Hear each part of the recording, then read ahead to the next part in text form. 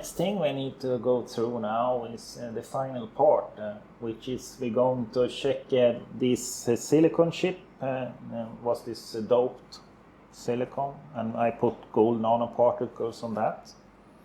And then I just let it dry in. So then we most likely will see the problem of the surfactants clogging and things like that. And then we also have the other sample with the polished tub. It also has some colloidal suspension on it in a similar way. I don't know what kind of material that was, but perhaps we can find that out with the EDS. But what I want to show on these ones is that we shall look on the backscattering signal when we go to lower voltages. And then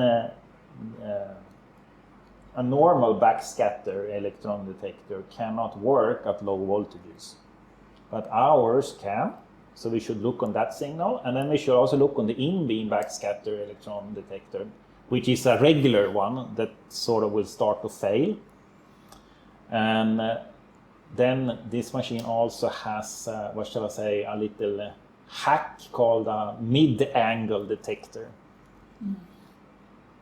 And we shall investigate that as well. The mid-angle detector is, what shall I say, workaround to get some backscattering signal in the in-beam column. Here is the corner of the drop, not outside yet. So this is the outside.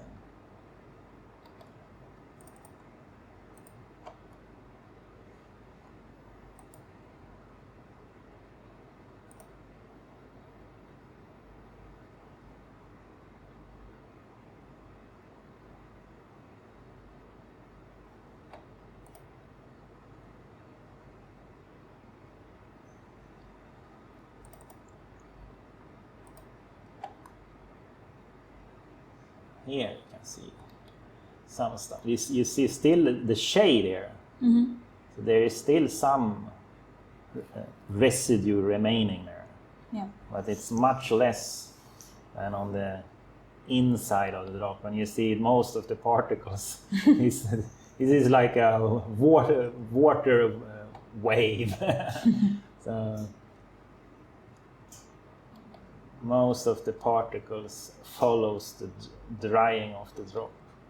So these are particles that remain, and the surfactant went away, so to say. Yeah. That's very nice. There you have some particles collected. And the picture is quite stable. So that means the goo has gone away, so to say. Right. You can do like this, by the way. You can run the in-beam backscatter signal also. Do we have enough signal to see? Yeah, looks nice. So then we're running the in-beam backscatter electron detector to the right in the image, and the left image is the chamber backscatter electron detector. And as I said, we talked about in previous lesson, that is that the chamber detector is better giving contrast on elemental differences. So if elements are closer together, the contrast will be stronger. So the right image is a little bit more grayish, one can say. The contrast is less in that one. But the resolution is, the lateral resolution will be better in it. So this is 5 kV1, call it that. So now we continue dropping the voltage. 3. You fill 2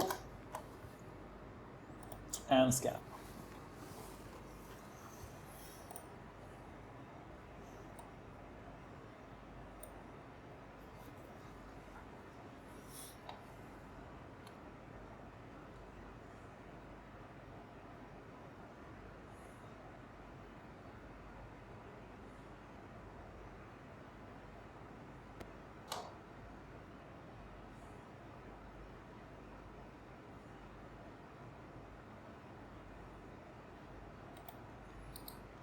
So not so much change.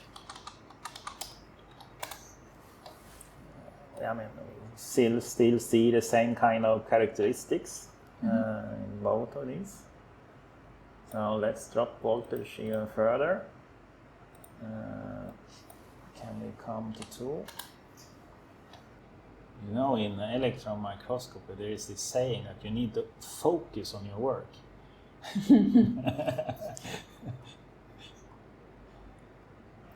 Scan.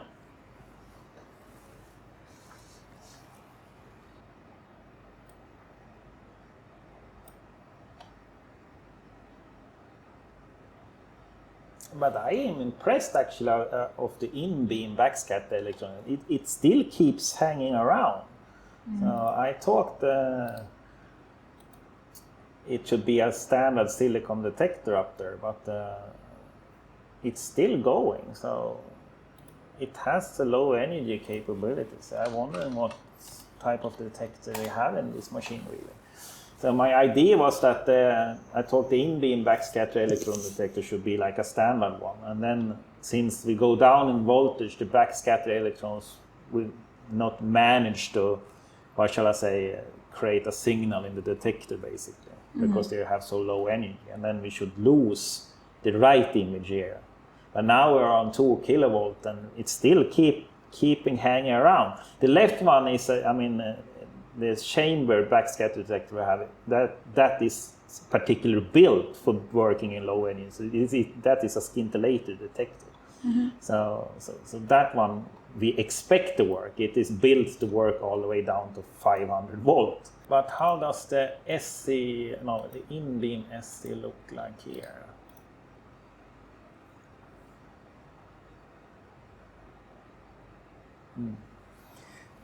This is also very nice. So here, now I remove the in-beam backscatter electron to the in-beam secondary electron detector. And that, of course, should work.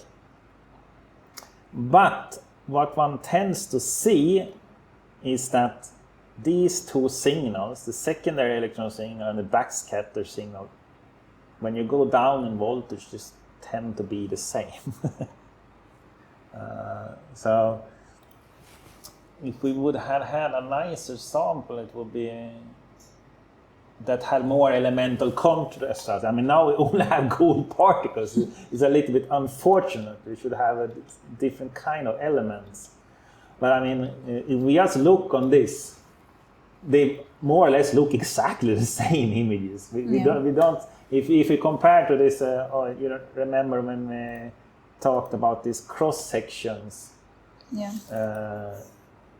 So I mean, here this was the cross section I tried earlier. So the left one here is the backscatter signal, and the right one is the secondary signal, and they look very different in the information that they provide. Really. Yes. But here we see that the images looks the same.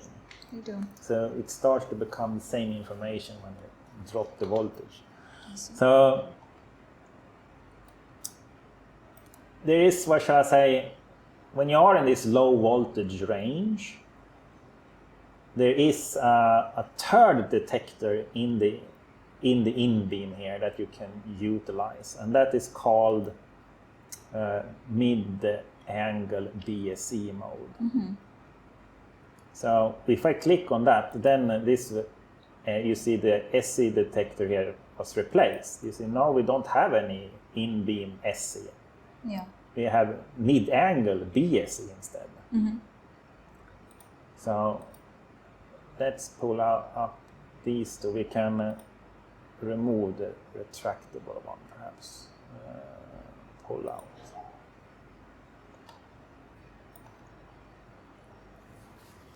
So this mid-angle backscatter electron detector, we can look up that in the help. I think there is a picture of it. Normally the electron goes in here, and the backscatter electrons, they go straight up to the BSE detector up here. And if you're running SE, the signal, the in-beam SE, then those are low energy electrons that go up here, and then they are sucked into this detector. But what they do here is that the high energy electrons, instead of going all the way up there, they can have a little bit, they say mid-angle, so they have a slightly scattering angle. And then they hit this part inside the pool piece. And those high energy electrons hit that part, they eject secondary electrons that is captured by this detector. So this is a way of using the SE detector to collect low energy back scattering electrons. And that's what we see here in the image now when it scans. So now we have on the right side we have the mid-angle backscatter electron detector, and to the left we have the regular in-beam backscattering electron detector. That's quite nice.